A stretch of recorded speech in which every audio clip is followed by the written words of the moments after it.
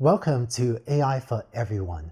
AI is changing the way we work and live, and this non-technical course will teach you how to navigate the rise of AI. Whether you want to know what's behind the buzzwords, or whether you want to perhaps use AI yourself, either in a personal context or in a corporation or other organization, this course will teach you how. And if you want to understand how AI is affecting society and how you can navigate that, you also learn that from this course. In this first week, we'll start by cutting through the hype and giving you a realistic view of what AI really is. Let's get started. You've probably seen news articles about how much value AI is creating. According to a study by McKinsey Global Institute, AI is estimated to create an additional $13 trillion of value annually by the year 2030. Even though AI is already creating tremendous amounts of value in the software industry, a lot of the value to be created in the future lies outside the software industry in sectors such as retail, travel, transportation, automotive, materials, manufacturing, and so on. I should have a hard time thinking of an industry that I don't think AI will have a huge impact on in the next several years. My friends and I used to challenge each other to name an industry where we don't think AI will have a huge impact. And my best example was the hairdressing industry, because how to use AI or robotics to automate hairdressing. But I once said this on stage, and one of my friends who is a robotics professor was in the audience that day, and she actually stood up and she looked at me in the eye and she said, Andrew, most people's hairstyles, I couldn't get a robot to cut their hair that way, but she looked at me and said, your hairstyle, Andrew, that a robot can do.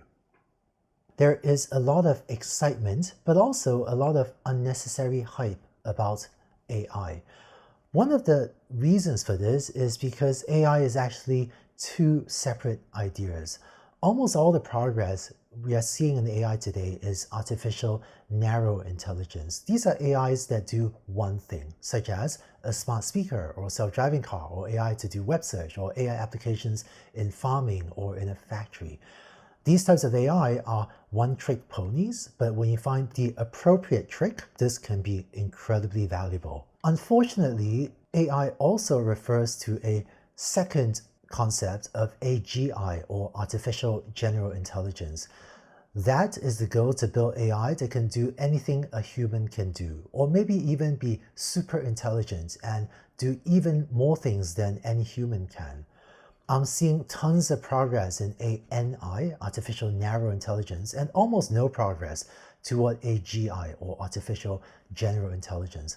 Both of these are worthy goals, and unfortunately, the rapid progress in ANI, which is incredibly valuable, that has caused people to conclude that there's a lot of progress in AI, which is true, but that has caused people to falsely think that there might be a lot of progress in AGI as well, which is leading to some irrational fears about evil killer robots coming over to take over humanity anytime now.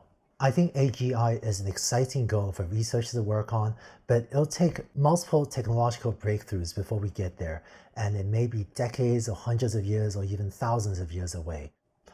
Given how far away AGI is, I think there is no need to unduly worry about it. In this week, you will learn what ANI can do and how to apply them to your problems. Later in this course, you also see some case studies of how ANI, these one-trick ponies, can be used to build really valuable applications such as smart speakers and self-driving cars. In this week, you will learn what is AI. You may have heard of machine learning, and the next video will teach you what is machine learning. You also learn what is data and what types of data are valuable, but also what types of data are not valuable.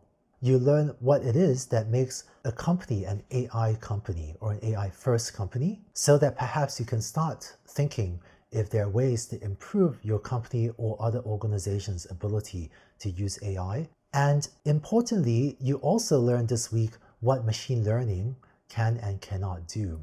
In our society, newspapers as well as research papers tend to talk only about the success stories of machine learning and AI, and we hardly ever see any failure stories because they just aren't as interesting to report on.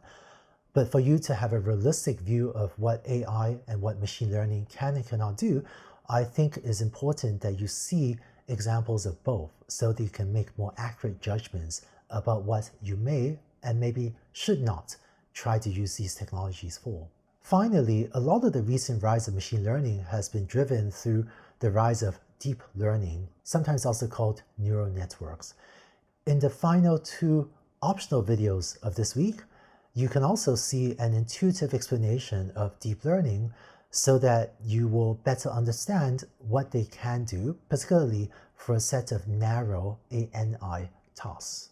So that's what you learned this week. And by the end of this week, you have a sense of AI technologies and what they can and cannot do. In the second week, you learn how these AI technologies can be used to build valuable projects. You learn what it feels like to build an AI project, as well as what you should do to make sure you select projects that are technically feasible, as well as valuable to you or your business or other organization. After learning what it takes to build AI projects, in the third week, you learn how to build AI in your company. In particular, if you want to take a few steps toward making your company good at AI, you see the AI transformation playbook and learn how to build AI teams and also build complex AI products. Finally, AI is having a huge impact on society.